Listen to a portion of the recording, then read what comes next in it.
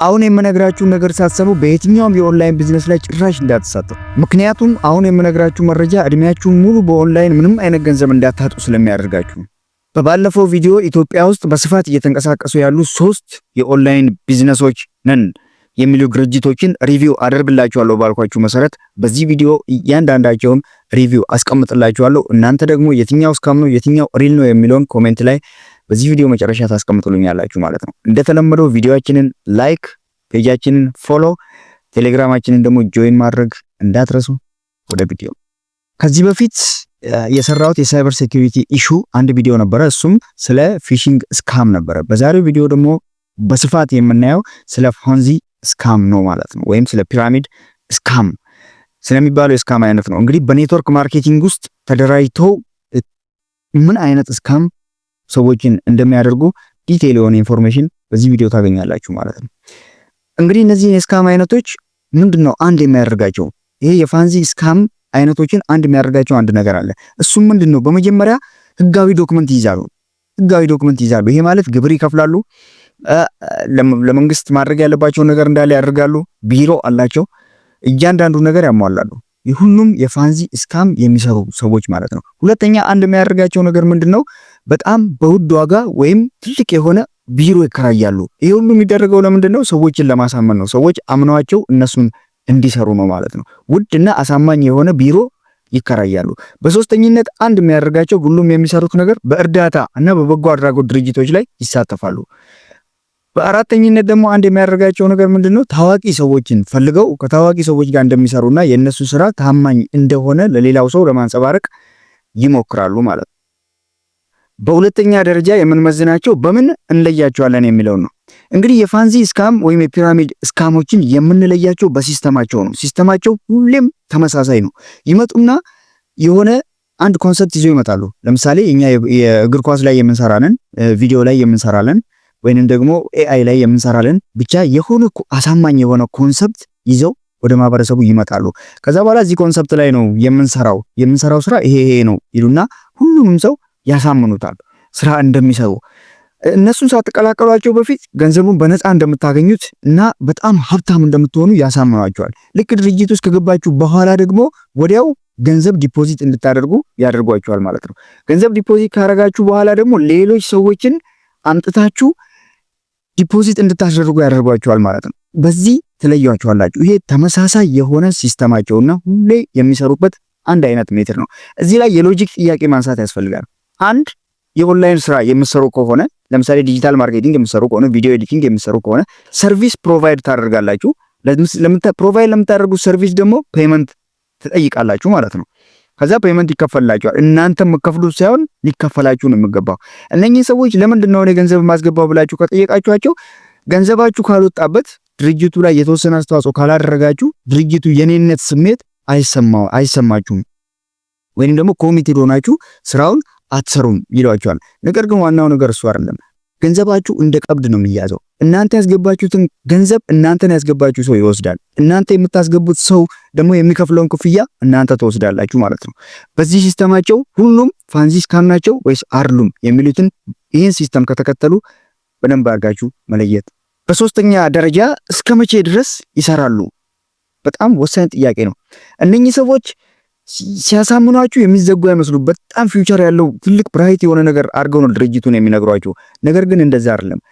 ድርጅቱ የሚሰራው ወይም ህልውናው የሚቆየው ኢንቫይት የሚደረጉ ሰዎች እስኪጠፉ ድረስ ነው። ይሄም ማለት እንግዲህ በፖንዚ ስካም ውስጥ 3 ደረጃዎች አሉ። ቶፕ ማኔጅመንቶች አሉ፣ እላይ ያሉ ይሄን ነገር የፈጠሩት ሰዎች አሉ።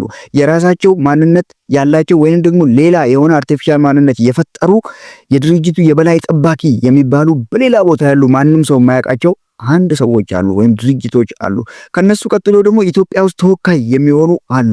ኢትዮጵያ ውስጥ ተወካይ የሆኑ ደግሞ የሚያስገባቸው ሰዎች አሉ። እነኛ ያስገባቸው ሰዎች ደግሞ የሚያስገባቸው ሰዎች አሉ። በዚህ ፕሮሰስ ይሄድና ሁሉም ሰው ብር ዲፖዚት እያደረገ የላኛው ሰውዬ ነው ከፍተኛ ብር የሚያገኘው እያለ በኋላ ሁሉም ሰው ጋር ተዳርሶ ኢንቫይት የሚደረግ ሰው ሲጠፋ የዚህ ድርጅት ህልውና ያከትምለታል ማለት ነው። በጣም የሚገርማችሁ ነገር ልንገራችሁ። ከዛሬ 5 ዓመት በፊት አንድ እኔ ራሴ የገባሁበትና የተጠመርኩበት አንድ ድርጅት ነበር። በሚገርም ሁኔታ ስሙን ቀይሮ ራሱ ድርጅቱ ሌላ ሆኖ መጣ። ታውቋቸዋላችሁ አብዛኞቹን፣ እንደውም አሳያችኋለሁ። ታውቋቸዋላችሁ። በደንብ ነው የምታውቋቸው። አሁንም እነኛው ድርጅቶች ናቸው ስማቸውን ቀይሮ የመጡት። ለምሳሌ እነ ቪጄም፣ እነ ኢንፊኒቲ፣ እነ ፊያንስ 777 የሚባሉት የነበሩት ድርጅቶች ናቸው አሁን ስማቸውን ቀይረው በሌላ መልኩ እዚህ ኢትዮጵያ ውስጥ እየሰሩ ያሉ። እንግዲህ በዚህ የስካም ሲስተም ውስጥ ማን ነው ተጠቃሚ? ተጠቃሚ የሚሆነው ሁሌም እላይ ያለው ነው። እላይ ያለውና ሚድል ሌቭል ያለው ማኔጀር ነው። ማለትም የኢትዮጵያ ውስጥ ተወካይ የሆነው። በጣም የሚገርማችሁ ነገር እነኚህ ፋንሲ ስካመሮች መርደረር መሆናቸውን የምታውቁት ልክ ሊዘጉት ሲሉ ምን ያደርጋሉ መሰላችሁ?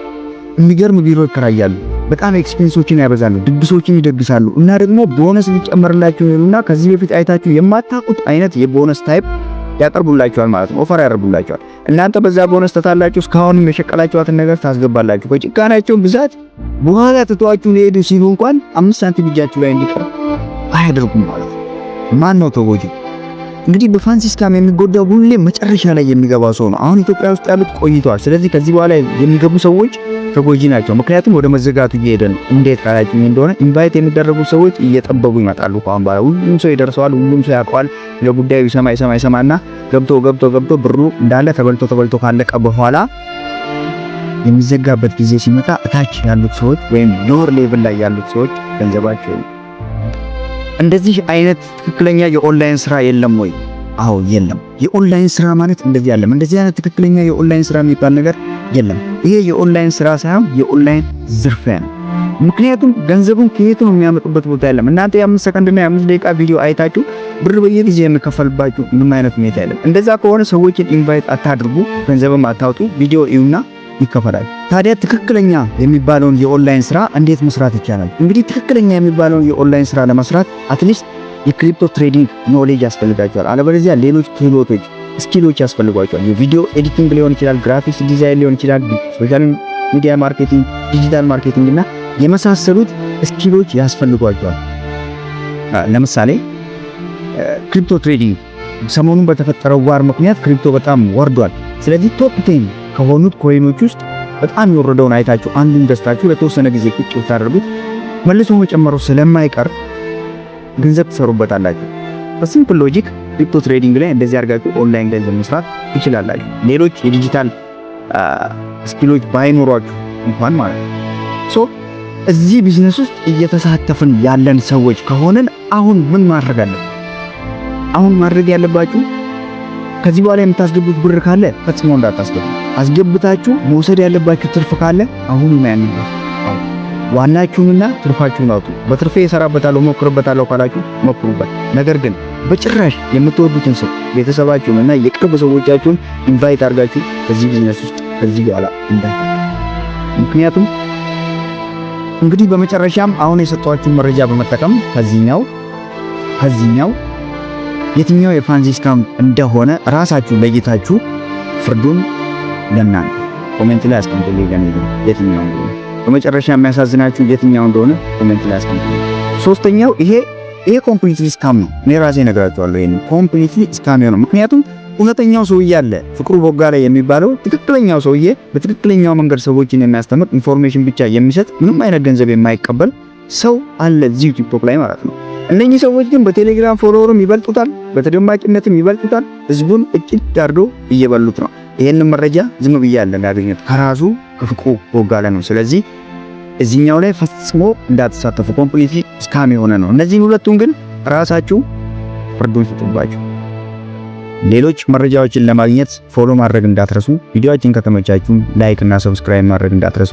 ዩቲዩባችንን ባዮ ላይ ያለ ሰብስክራይብ አድርጉን። ቴሌግራማችንንም ጆይን አድርጉ። ይመቻችሁ።